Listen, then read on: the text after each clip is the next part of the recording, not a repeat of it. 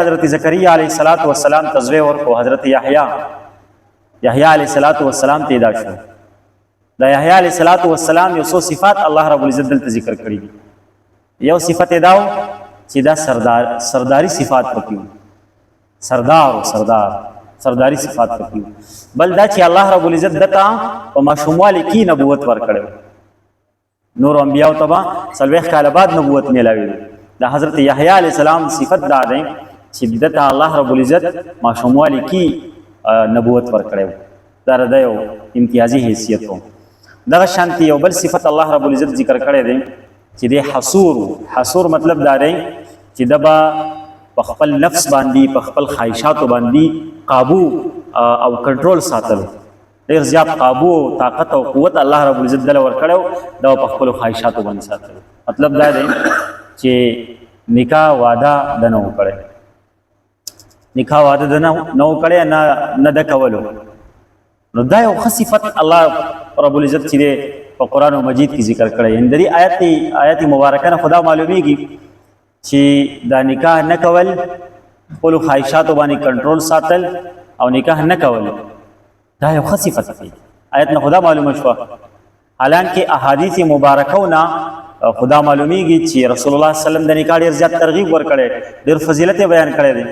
رسول الله صلی الله علیه وسلم فرمایي سنن ابن ماجه کی روایت ده چې النکاح من سنتي فمن لم يعمل بسنتي فليس مني. نکاح زما سنت ته او څوک چې زما په سنت باندې عمل نه کوي هغه زمانه نه دی هغه زما سره تعلق نشته. نکاح فضیلت یو ځکه رسول الله صلی الله علیه وسلم فرمایي یا معاشر الشباب ای ځوانانو من استطاع منكم الباءة فليتزوج. تاسو کې چې څوک طاقت لري استطاعت لري د واده کولو د نکاح کولو فليتزوج او د خامخا واده وکړي د نکاح وکړي. فإنه اغض للبصر و ځکه چې په نکاح سره او په واده سره به د سترګې ښکته شي بد نظرۍ نه به بچ شي. چا واده نه نکاح نه کړي نو هغه ظاهره خبره د بد نظري به کوي. کله به یوې زنانه ته ګوري کله بلې ته ګوري او دغه صورتحال دی نن سبا زمونږ د معاشرې او د نوجوانانو پسې په کوم ځای جینۍ روانې یو به ټول به ورته ګوري دا ځای د کوڅې د اخره پورې به پسې سر چې دی دا اړولی یو دی به ورته ګوري تماشه به کوي. دا ولې ځکه چې هغه نکاح نشته واده نشته. نبی علیه الصلاۃ والسلام فرمایي چې د نکاح او د واده به ټول لغټه فایده دی چې فإنه اغض للبصر په دې سره به د سترګې سترګې به مړې شي. د سوچ د تصورات جذبات او احساسات دا به بس صرف په یو ځای کې منحصر شي یو طرف ته وي د نورو نه به ختم شي. څونه غټه فایده ده. او مخکې نبی علیه السلام فرمایي واحسن للفرج دا د شرمګاه د حفاظت یو غټه ذریعه ده. په دې سره سړی پاک دامن شي عفت والا ژوند تېروي با حیا ژوند تېروي. دغه شانتې نورو روایاتو کې رسول الله صلی الله علیه وسلم د نکاح چې دی هغه ترغیبات ورکړي دي.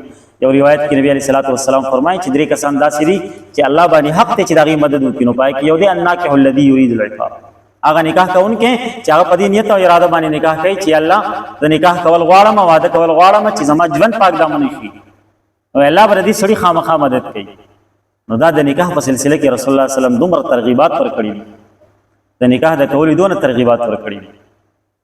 نو بیا پر آیت مبارکه کې د حضرت یحیی علیه السلام دا صفت ولې بیان شو چې د واده نه کوي.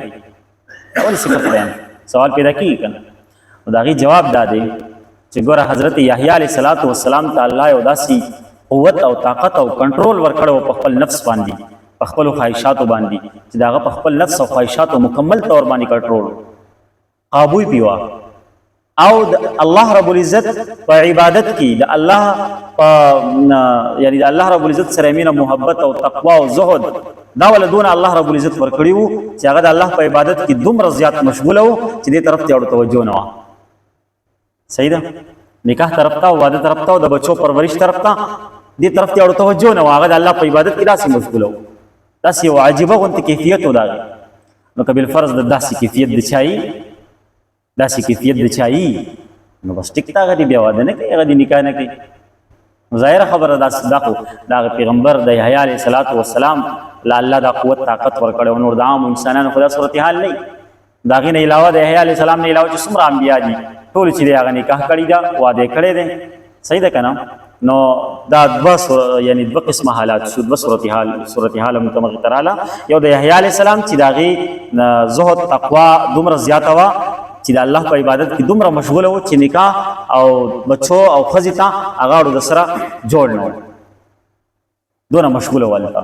نو ځکه د هغې دا صفت بیان شو چې دا به حصور وي، دا به صحیح نکاح به نه کوي، واده به نه کوي.